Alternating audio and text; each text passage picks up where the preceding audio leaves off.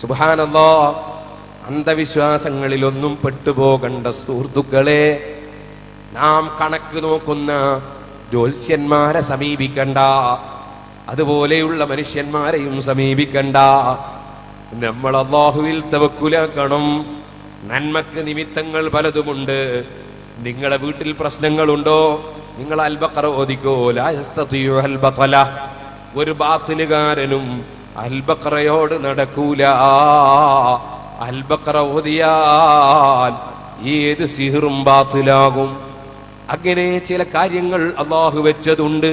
അല്ലാഹുവിന്റെ ഖുർആൻ, ദിക്ർ, സലാത്ത്, അല്ലാഹുവിന്റെ അസ്മാഉകൾ, അങ്ങനെയുള്ള ചില കാര്യങ്ങൾക്ക് വലിയ ഫലങ്ങളുണ്ട്. അത് നീ നിഷേധിക്കാനും പോകണ്ട.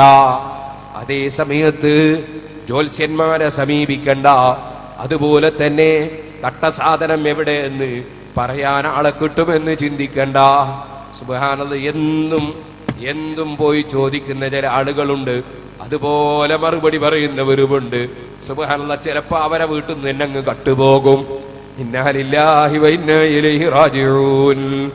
പറയട്ടെ, മന്നതാ അറാഫൻ, വല്ലവനും ജ്യോത്സ്യനെ സമീപിച്ചാൽ, എന്നിട്ടോ അവൻ പറയുന്നത് വിശ്വസിച്ചാൽ, ഫഖദ് കഫറ ബിമാ ഉൻസില അലാ മുഹമ്മദിൻ സല്ലല്ലാഹു അലൈഹി വസല്ലം, അവൻ ഖുർആൻ കൊണ്ട് കാഫിറായി എന്നാണ് ഹദീസ്.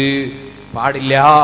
ഇതുപോലെ എന്റെ സഹോദരിമാരോട് ഞാൻ പറയട്ടെ, ചർച്ചുകളിലേക്ക് നേർച്ച ചെയ്യുന്ന ചിലരുണ്ട്, അതുപോലെ ദേവാലയങ്ങളിൽ പോകുന്ന ചില സ്ത്രീകളുണ്ട്. ഇന്ന് ഞാൻ വയലിന് വേണ്ടി കുറ്റ്യാടിയിൽ നിറങ്ങുമ്പോ ഒരു സ്ത്രീ എന്നോട് വിളിച്ചു ചോദിക്കാണ്, ഉസ്താദേ ഒരു സംശയം ചോദിക്കട്ടെ. പെട്ടെന്നുള്ളതാണെങ്കിൽ മറുപടി പറയാമെന്നൊക്കെ ഞാൻ അറ്റൻഡ് ചെയ്തു. ഉടനെ തന്നെ ചോദ്യം, പൂരത്തിന് പോകാൻ പാടുണ്ടോ എന്നാണ്. ഇന്ന് ചോദിച്ച ചോദ്യമാ, പറഞ്ഞ് കളവല്ല. ഇന്നാലില്ല. ഉമ്മമാരെ, മുസ്ലിം പള്ളികളിൽ തന്നെ നിസ്കാരത്തിന് നിങ്ങൾ പോകരുതെന്നല്ലേ നിങ്ങളോട് പണ്ഡിതന്മാര് പറഞ്ഞത്? അത് പണ്ഡിതന്മാരെ വകയിൽ പറഞ്ഞതാണോ? അല്ല. നിങ്ങൾക്ക് ഏറ്റവും വലിയ കാരുണ്യം ചെയ്ത നേതാവ് മുഹമ്മദുർ റസൂലുള്ളാഹി സല്ലല്ലാഹു അലൈഹി വസല്ലം തങ്ങളോട് ഉമ്മു ഹുമൈദിൻ സഈദ് റളിയല്ലാഹു അൻഹ വന്നിട്ട് പള്ളിയിലേക്ക് പോകാൻ സമ്മതം ചോദിച്ചപ്പോ സമ്മതം കൊടുത്തില്ല എന്നല്ലേ ഹദീസിലുള്ളത്? വബുയൂതുഹുന്ന ഖൈറുൽ ലഹുന്ന, സ്ത്രീകൾക്ക് നിസ്കരിക്കാൻ അവരെ വീടാണ് ഖൈറെന്നല്ലേ നബി സല്ലല്ലാഹു അലൈഹി വസല്ലം പറഞ്ഞത്? എങ്കിൽ പിന്നെ നിങ്ങൾ പൂരത്തിന് പോകുന്നതെങ്ങനെ? ദേവാലയത്തിൽ പോകുന്നതെങ്ങനെ? ചർച്ചിൽ പോകുന്നതെങ്ങനെ? സുബ്ഹാനല്ലാഹ്. കാസർഗോഡ് ഞാനൊരു വയലിന് പോയി. അപ്പോഴാണ് എനിക്കൊരാളൊരു ഫോട്ടോ കൊണ്ടുവന്ന് കാണിക്കുന്നു. എന്താണ്? ഒരു ദേവാലയത്തിൽ മുസ്ലിം പെണ്ണുങ്ങൾ പർദ്ദയും ധരിച്ചു പോകുന്നു. ഏതാ ദേവാലയം? അവിടെ ആലി ശൈത്താൻ എന്നൊരു ശൈത്താനുണ്ട്. ആലി ശൈത്താൻ, ശൈത്താന്റെ പേര് ആലി. ആലി ശൈത്താനെ കാണാൻ പോവാണ്, നേർച്ച കൊടുക്കാൻ പോവാണ്. ഞാൻ അന്ന് തന്നെ അതിനെതിരായി നന്നായി സംസാരിച്ചു.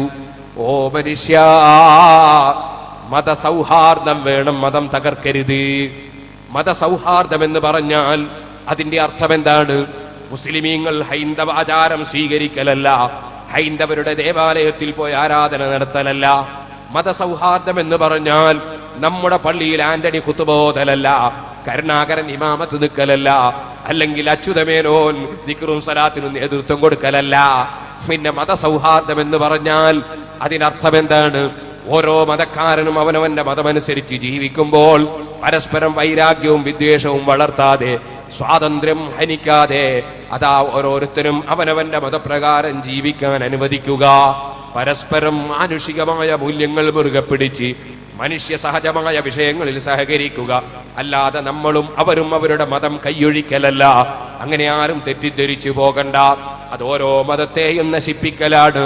ഒരിക്കലും തന്നെ മുസ്ലിമേ, നീ നിന്റെ മതം നശിപ്പിക്കുന്ന, നിന്റെ വിശ്വാസം നശിപ്പിക്കുന്ന ഒരേർപ്പാടിലും പെട്ടുപോകണ്ട.